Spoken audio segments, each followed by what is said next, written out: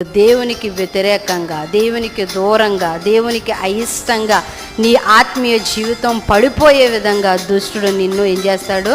దేవునికి దూరపరచడానికి చూస్తాడు. మనం పోరాడుతూ జయం పొందేంత వరకు కూడా మన యుద్ధంలో మనం ఎలా ఉండాలంటే, మన దేవుని యొక్క శక్తిని గెరిగిన వారమై, మనలో ఉన్న దేవుని యొక్క వాక్యాన్ని గుర్తు చేసుకుంటూ, నా దేవుడు నన్ను పైకి లేవనెత్తేవాడే కానీ కృంగదీసేవాడు కాదు, నా దేవుడు నాకు జయమిచ్చేవాడే కానీ నన్ను ఓడిపోనిచ్చే దేవుడు కాదు అనే విశ్వాసం చేత నీ మనస్సుకు నువ్వేం చెప్పాలి?